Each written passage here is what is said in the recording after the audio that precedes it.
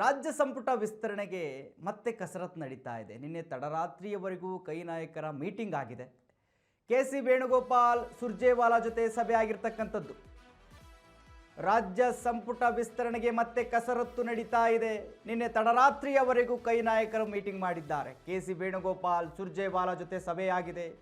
ಕೈ ನಾಯಕರ ಜೊತೆ ಸಿದ್ದು, ಬಿ.ಕೆ. ಹರಿಪ್ರಸಾದ್, ಡಿ.ಕೆ. ಶಿವಕುಮಾರ್ ಪ್ರತ್ಯೇಕವಾಗಿ ಸಭೆಯನ್ನ ಮಾಡಿದ್ದಾರೆ. ಎರಡು ಸುತ್ತಿನ ಮಾತುಕತೆ ಬಳಿಕವೂ ಬಗೆಹರಿದಿಲ್ಲ ಗೊಂದಲ ಯಾರನ್ನ ಮಾಡಬೇಕು ಅಂತ ಹೇಳಿ. 3 ಜನರ ಬಳಿ 3 ಪ್ರತ್ಯೇಕ ಪಟ್ಟಿಗಳ ಬಗ್ಗೆ ವರಿಷ್ಠರು ಚರ್ಚೆಯನ್ನ ಮಾಡಿದ್ದಾರೆ. 3 ಪಟ್ಟಿಗಳಿಂದ ಸಮಾನ ಮನಸ್ಕ 25 ಹೆಸರುಗಳು ಫೈನಲ್ ಆಗಿವೆ. ಇನ್ನುಳಿದಂತೆ 5ರಿಂದ 8 ಜನರ ಬಗ್ಗೆ ಗೊಂದಲ ಮುಂದುವರೆದಿದೆ. 5ರಿಂದ 8 ಜನರ ಹೆಸರುಗಳಿಗೆ 3 ನಾಯಕರಿಂದ ಪರ ವಿರೋಧ ವ್ಯಕ್ತವಾಗ್ತಾ ಇದೆ. ಸೋಮವಾರ ದೆಹಲಿಗೆ ಬನ್ನಿ ಫೈನಲ್ ಮಾಡೋಣ ಅಂಥೇಳಿ ಕೈ ನಾಯಕರು ಹೇಳಿರ್ತಕ್ಕಂಥದ್ದು ರಾಜ್ಯ ನಾಯಕರಿಗೆ ಸೂಚನೆಯನ್ನು ಕೊಟ್ಟಿದ್ದಾರೆ ಕೆ.ಸಿ. ವೇಣುಗೋಪಾಲ್. ಸೋಮವಾರ ರಾಹುಲ್ ನೇತೃತ್ವದಲ್ಲಿ ರಾಜ್ಯದ ಸಭೆ ನಿಗದಿ ಆಗದೆ. ಬಹುತೇಕ ಸೋಮವಾರವೇ ಸಂಪುಟ ಪಟ್ಟಿ ಫೈನಲ್ ಆಗುವ ಸಾಧ್ಯತೆ ಇದೆ. ಬುಧವಾರವೇ ನೂತನ ಸಚಿವರ ಪದಗ್ರಹಣ ಸಾಧ್ಯತೆ ಇದೆ. ಏನಾಗ್ತಾ ಇದೆ ಅಂತ ಹೇಳಿದ್ರೆ, ಸಂಪುಟ ವಿಸ್ತರಣೆ ಯಾವುದೋ ಒಂದು ಕಾರಣಕ್ಕೆ ಮುಂದೆ ಹೋಗ್ತಾ ಇದೆ. ಹೋದ ಬುಧವಾರವೇ ಪ್ರಮಾಣ ವಚನವನ್ನ ಸ್ವೀಕಾರ ಮಾಡ್ತಾರೆ ಅಂತ ಹೇಳಿ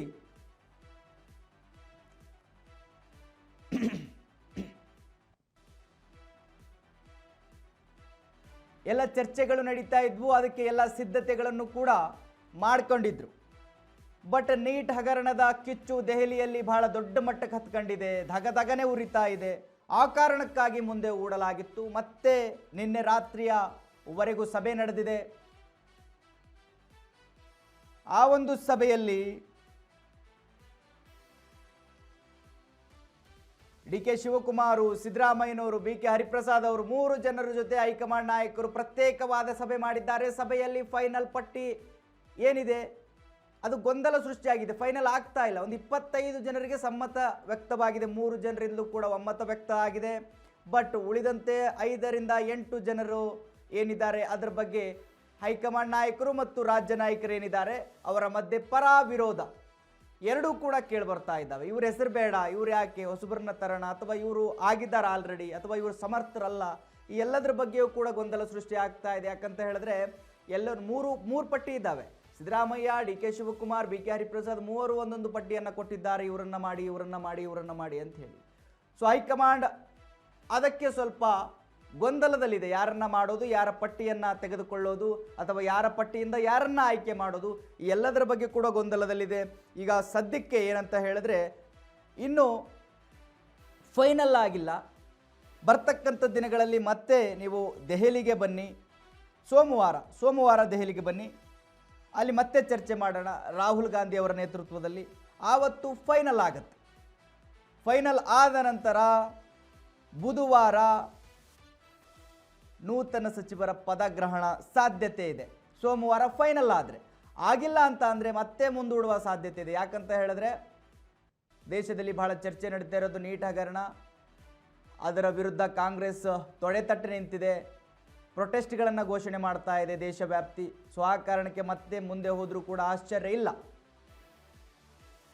ವೀಕ್ಷಕರೇ, ಸಂಪುಟ ವಿಸ್ತರಣೆ ಆಗಬೇಕು, ಬಹಳ ಚರ್ಚೆ ಆಗ್ತಾ ಇದೆ. ಹೆಚ್ಚಿನ ಮಾಹಿತಿ ಕೊಡ್ತಾರೆ. ನನ್ನ ಜೊತೆ ಜಾಯಿನ್ ಆಗ್ತಾ ಇದ್ದಾರೆ ನಮ್ಮ ಪ್ರತಿನಿಧಿ ನ್ಯೂಸ್ ಡೆಸ್ಕ್ನಿಂದ ಹರ್ಷವರ್ಧನ. ಹರ್ಷವರ್ಧನ, ರಾಜ್ಯ ನಾಯಕರು ಹೈಕಮಾಂಡ್ ನಾಯಕರೊಟ್ಟಿಗೆ ನಿನ್ನೆ ತಡರಾತ್ರಿವರೆಗೂ ಚರ್ಚೆ ಮಾಡಿದ್ದಾರೆ. ಬಟ್ ಇನ್ನೂ ಫೈನಲ್ ಆಗಿಲ್ಲ. ಬಹುತೇಕ ಗೊಂದಲದಲ್ಲಿದ್ದಾರೆ. ಬಹುತೇಕ ಏನು ಹೆಸರುಗಳು ಫೈನಲ್ ಆಗಬೇಕು. ಬಟ್ ಸೋಮವಾರ ಬಾ ಅಂತ ಮತ್ತೆ ಕರೆದಿದ್ದಾರೆ. ಹೆಚ್ಚಿನ ಮಾಹಿತಿ ಕೊಡೋದಾದ್ರೆ ಏನಿದೆ ಹರ್ಷವರ್ಧನ?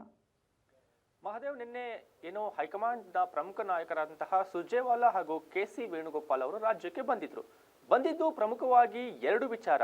ಏನು ಮೊದಲದಾಗಿ ಏನು ಜಿಲ್ಲಾಧ್ಯಕ್ಷರ ಆಯ್ಕೆ ವಿಚಾರವಾಗಿ ಒಂದು ರಾಜ್ಯದ ಪದಾಧಿಕಾರಿಗಳ ಒಂದು ಸಭೆ ಇತ್ತು. ಆ ಒಂದು ಸಭೆಯ ನೆಪವಾಗಿ ಏನು ಸುರ್ಜೇವಾಲಾ ಮತ್ತು ವೇಣುಗೋಪಾಲ್ ಅವರು ಬಂದಿದ್ರು.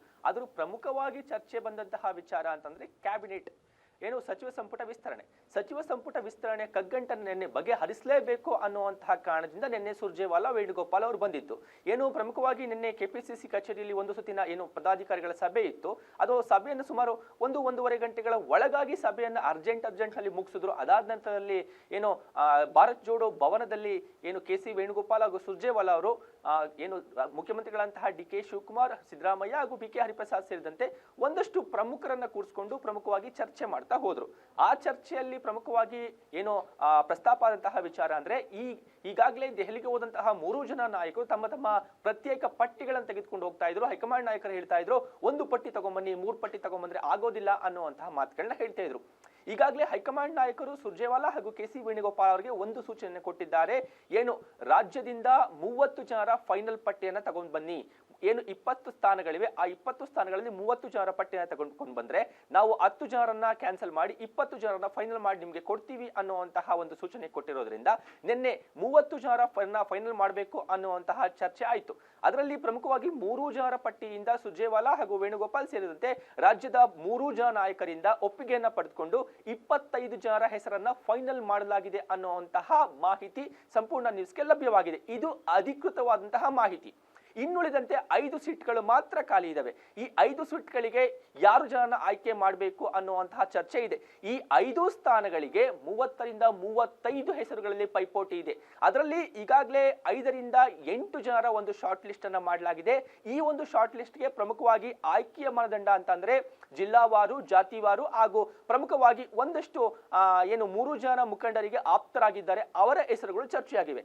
ಯಾಕೆ ಈ 3 ಜನ ನಾಯಕರು ಆ ಒಂದು 8 ಹೆಸರುಗಳಿಗೆ ಒಂದು ಪರ ವಿರೋಧ ಚರ್ಚೆ ಮಾಡ್ತಿರೋದು ಅಂತಂದ್ರೆ ಒಂದಷ್ಟು ಜನರು ಒಂದಷ್ಟು ವಿಚಾರವಾಗಿ 2-3 ನಾಯಕರ ವಿರುದ್ಧ ಪ್ರತ್ಯೇಕವಾದಂತಹ ಒಂದು ಪರ ವಿರೋಧದ ಹೇಳಿಕೆಯನ್ನು ಕೊಟ್ಟಿದ್ದಾರೆ, ತಮ್ಮ ತಮ್ಮ ಬಣದಲ್ಲಿ ಗುರುತಿಸಿಕೊಂಡಿದ್ದಾರೆ. ಈ ಒಂದು ಹಿನ್ನೆಲೆಯಲ್ಲಿ ಆ 8 ಜನ ಹೆಸರುಗಳಲ್ಲಿ 5 ಜನ ಹೆಸರನ್ನ ಆಯ್ಕೆ ಮಾಡಲಿಕ್ಕೆ ಒಂದು ಗೊಂದಲ ಇದೆ. ಇದು ಕೆಪಿಸಿಸಿ ಕಚೇರಿಯಲ್ಲಿ ಬಗೆಹರಿಯಲ್ಲ ಅನ್ನುವಂತಹ ದೃಷ್ಟಿಕೋನ ಆದ ಮೇಲೆ ನಂತರ ಏನೋ ಬೆಂಗಳೂರಿನ ಒಂದು ಖಾಸಗಿ ಹೋಟೆಲ್ ನಲ್ಲಿ ಕೆ.ಸಿ. ವೇಣುಗೋಪಾಲ್ ಅವರು ತಂಗಿರ್ತಾರೆ.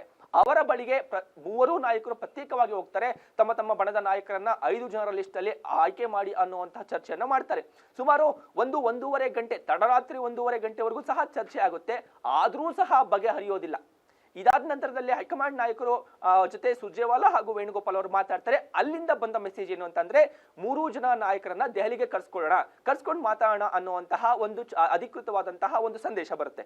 ಈಗ ದೆಹಲಿಗೆ ಹೋಗುವಂತಹ ನಾಯಕರು ಪ್ರಮುಖವಾಗಿ ಈಗಾಗಲೇ ಸುರ್ಜೇವಾಲಾ, ಕೆ.ಸಿ. ವೇಣುಗೋಪಾಲ್ ಅವರು ಆಯ್ಕೆಯಾಗಿರುವಂತಹ 25 ಜನ ಏನು ಶಾಸಕರ ಪಟ್ಟಿಯನ್ನ ಫೈನಲ್ ಮಾಡಿದ್ದಾರೆ. ಆ ಪಟ್ಟಿಯನ್ನು ತೆಗೆದುಕೊಂಡು ದೆಹಲಿಗೆ ಹೋಗಿದ್ದಾರೆ. ಇನ್ನುಳಿದಂತೆ 5ರಿಂದ 8 ಜನರು ಏನು 5 ಜನರ ಹೆಸರು ಫೈನಲ್ ಆಗಬೇಕು. ಆ 8ರಿಂದ 8 ಜನರ ಒಂದು ಲಿಸ್ಟ್ ಇದೆ, ಶಾರ್ಟ್ ಲಿಸ್ಟ್ ಇದೆ. ಆ ಲಿಸ್ಟ್ ಅನ್ನ ಮತ್ತೊಂದು ಸುತ್ತಿನ ಚರ್ಚೆಯ ನಂತರ ತೆಗೆದುಕೊಂಡು ಬನ್ನಿ ಅನ್ನುವಂತಹ ಮಾಹಿತಿ ಹೇಳಿರೋದ್ರಿಂದ ಮತ್ತೊಂದು ಸುತ್ತಿನ ಚರ್ಚೆ ಆಗುವಂತಹ ಸಾಧ್ಯತೆಗಳು ಸದ್ಯಕ್ಕೆ ಕಡಿಮೆ ಇದೆ. ಆ 8 ಜನರ ಹೆಸರನ್ನ ಫೈನಲ್ ಮಾಡಲಾಗುತ್ತೆ. ಏನೋ 33ರಿಂದ 35 ಜನರ ಶಾರ್ಟ್ ಲಿಸ್ಟ್ ಆಗುವಂತಹ ಚಾನ್ಸಸ್ ಇರೋದ್ರಿಂದ ಈ ಚಾನ್ಸಸ್ ಅನ್ನ ಹೈಕಮಾಂಡ್ ನಾಯಕರ ಮುಂದೆ ಹೋಗ್ತಾರೆ. ಏನೋ ಈಗಾಗಲೇ ನೀಟ್ ವಿಚಾರದಲ್ಲಿ ಒಂದು ದೊಡ್ಡ ಮಟ್ಟದ ಹೋರಾಟದಲ್ಲಿ ಈ ಹೈಕಮಾಂಡ್ ನಾಯಕರು ಭಾಗಿಯಾಗಿರೋದ್ರಿಂದ ಸೋಮವಾರ ರಾತ್ರಿ ಈ ನಾಯಕರ ಭೇಟಿಗೆ ಅವಕಾಶವನ್ನ ಕೊಡಲಾಗಿದೆ. ಅವತ್ತು ರಾಜ್ಯದ 3 ಜನ ನಾಯಕರು ಇರ್ತಾರೆ. ಸುರ್ಜೇವಾಲಾ, ಕೆ.ಸಿ. ವೇಣುಗೋಪಾಲ್ ಇರ್ತಾರೆ, ಎಐಸಿಸಿ ಅಧ್ಯಕ್ಷರಂತಹ ಮಲ್ಲಿಕಾರ್ಜುನ ಖರ್ಗೆ ಇರ್ತಾರೆ ಹಾಗೂ ಎಐಸಿಸಿಯ ಒಂದಷ್ಟು ಜನ ಪ್ರಮುಖರ ಜೊತೆ ರಾಹುಲ್ ಗಾಂಧಿ ಅವರ ನೇತೃತ್ವದಲ್ಲಿ ಹೈ ವೋಲ್ಟೇಜ್ ಮೀಟಿಂಗ್ ನಡೆಯುತ್ತೆ. ಈ ಮೀಟಿಂಗ್ ನಲ್ಲಿ ಅಧಿಕೃತವಾಗಿ ಒಂದು ಸಚಿವರ ಲಿಸ್ಟ್ ಅನ್ನ ಫೈನಲ್ ಮಾಡಲೇಬೇಕು ಅನ್ನುವಂತಹ ನಿರ್ಧಾರಕ್ಕೆ ಈಗಾಗಲೇ ರಾಹುಲ್ ಗಾಂಧಿ ಅವರು ಬಂದಿರುವಂತಹ ಚಾನ್ಸಸ್ ದೊಡ್ಡ ಮಟ್ಟದಲ್ಲಿ ಇರೋದ್ರಿಂದ ಅವತ್ತು ಅಧಿಕೃತವಾಗಿ ಫೈನಲ್ ಮಾಡ್ತಾರೆ. ಈಗ 25 ಹೆಸರುಗಳು ಫೈನಲ್ ಆಗಿರೋದ್ರಿಂದ ಈಗ ಬೇಕಾಗಿರೋದು ಹೈಕಮಾಂಡ್ ನಾಯಕರಿಗೆ 5 ಹೆಸರು. ಈಗಾಗಲೇ ಹೈಕಮಾಂಡ್ ನಾಯಕರು ಒಂದು ಶಾರ್ಟ್ ಲಿಸ್ಟ್ ಅನ್ನ ಮಾಡಿ 20 ಜನರ ಹೆಸರನ್ನ ಫೈನಲ್ ಮಾಡಿದ್ದಾರೆ ಸಚಿವ ಸಂಪುಟ ವಿಸ್ತರಣೆಗೆ ಅನ್ನುವಂತಹ ಮಾಹಿತಿಗಳಿದೆ. ಅದರಲ್ಲಿ 1, 2 ಅಥವಾ 3 ಆ ಕಡೆ ಈ ಕಡೆ ಆಗುವಂತಹ ಚಾನ್ಸಸ್ ಗಳಿದ್ದು ಈ 30 ಜನರ ಹೆಸರಲ್ಲಿ ಆ 20 ಜನರ ಹೆಸರನ್ನ ಒಳಗೊಂಡಂತೆ ಒಂದು ಅಧಿಕೃತವಾಗಿ ಜಿಲ್ಲಾವಾರು, ಜಾತಿವಾರು ಸೇರಿದಂತೆ ಒಂದಷ್ಟು ಬೆಂಬಲಿಗ ಕೋಟ ಹಾಗೂ MLC ಕೋಟದ ಅಡಿಯಲ್ಲಿ ಸಚಿವ ಸಂಪುಟ ವಿಸ್ತರಣೆ ಮಾಡುವಂತಹ ಸಾಧ್ಯತೆ ಪ್ರಮುಖವಾಗಿ ಕಂಡು ಬರ್ತಾ ಇದೆ. ಇದು ಎಲ್ಲವೂ ಅಂದುಕೊಂಡಂತೆ ಆದ್ರೆ ಸೋಮವಾರ ರಾತ್ರಿ ಏನು ಹೆಸರುಗಳು ಫೈನಲ್ ಆದ್ರೆ ಮಂಗಳವಾರ ಅಧಿಕೃತವಾಗಿ ಘೋಷಣೆ ಆಗುವಂತಹ ಸಾಧ್ಯತೆ ಇದೆ. ಏನು ಮಂಗಳವಾರ ಪ್ರಮಾಣ ವಚನ ಸ್ವೀಕಾರಕ್ಕೆ ಅವತ್ತು ಮಂಗಳವಾರ ಅಮಂಗಳ ಅನ್ನುವಂತಹ ರಾಜಕೀಯದ ಒಂದು ಚರ್ಚೆ ಇರೋದ್ರಿಂದ ಬುಧವಾರ ಲೋಕಭವನದಲ್ಲಿ ಅಧಿಕೃತವಾಗಿ 20 ಜನ ಶಾಸಕರು ಪದಗ್ರಹಣ ಮಾಡೋದು ಖಚಿತ ಅನ್ನುವಂತಹ ಮಾತುಗಳು ಸಂಪೂರ್ಣ ನ್ಯೂಸ್ಗೆ ಲಭ್ಯವಾಗ್ತಾ ಇದೆ. Madev, okay, thank you Harshavardhan ನಿಮ್ಮೆಲ್ಲ ಮಾಹಿತಿಗಾಗಿ.